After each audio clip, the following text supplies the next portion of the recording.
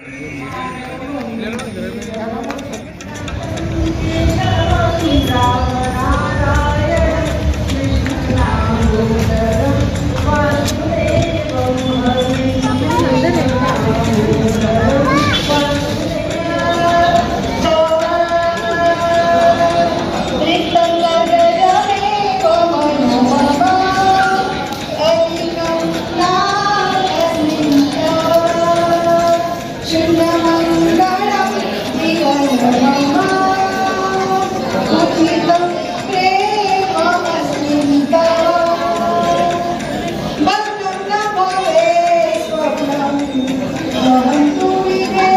भारती एका संस्था अस्माकं देशे तथा 29 देशेषु संस्कृतभाषा प्रचारः कार्यक्रम अस्ति।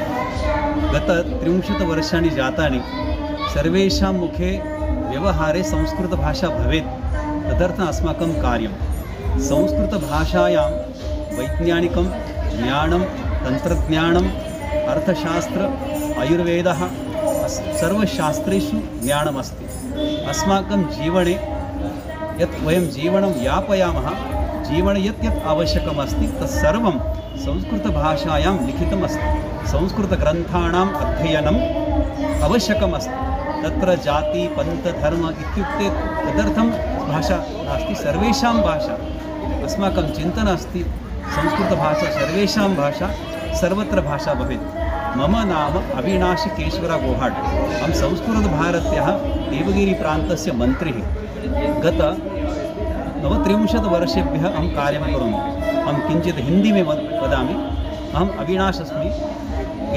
पिछले 40 साल से हम संस्कृत भाषा का प्रचार का काम कर रहे हैं। इस भाषा में कोई उपासना पद्धति नहीं है, कोई जाति का विशेष नहीं है।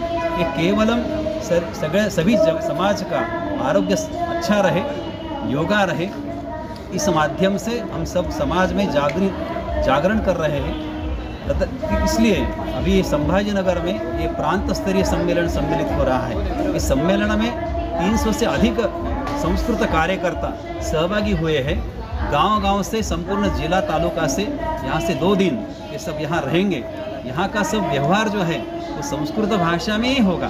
भोजन, निवास, चर्चा सभी हम संस्कृत भाषा है। केवल संस्कृत भाषा एक क्लास नहीं है। तो सुबह से शाम तक अपने जीवन अगर हम संस्कृत में बात करेंगे तो हमारे जीवन में बहुत सुखमय जीवन होगा। और ये भाषा जो इसमें आरोग्यदायी भाषा है।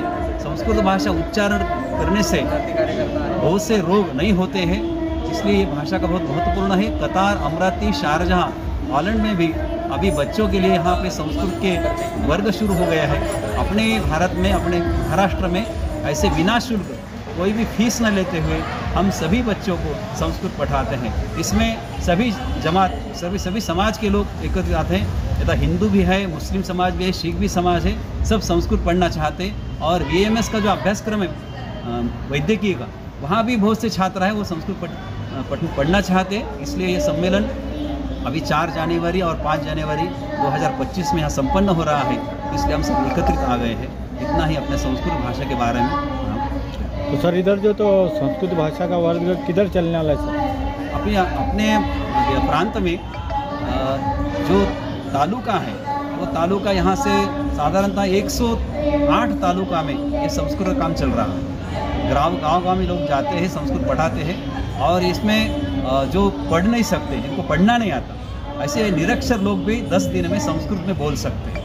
तो संस्कृत ये श्रवण भाषा है। श्रुत्वा श्रुतो वयं संस्कृतेन वक्तुं शक्नुमः। इसका मतलब है हम संस्कृत भाषा सुनते सुनते संस्कृत भाषा में बोल सकते हैं।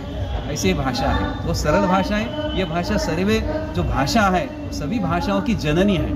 तो संस्कृत में बोलते सर्वासु भाषासु जननी। तो संस्कृत में हम पढ़ेंगे तो सभी भाषा हम सीख सकते हैं। जर्मन लैंग्वेज हो, अन्य कौन से भी लैंग्वेज हो, हम पढ़ सकते हैं। बिल्कुल उपस्थित है। सर संस्कृत भाषा अगर किसी को सीखना है तो उसको कांटेक्ट कहाँ पर करना पड़ेगा? यहाँ पे ST वर्कशॉप जो है अपने बस स्टैंड के पास, वहाँ एक प्रहलाद भवन वर्ग के है, वहाँ पे उसका कार्यालय है।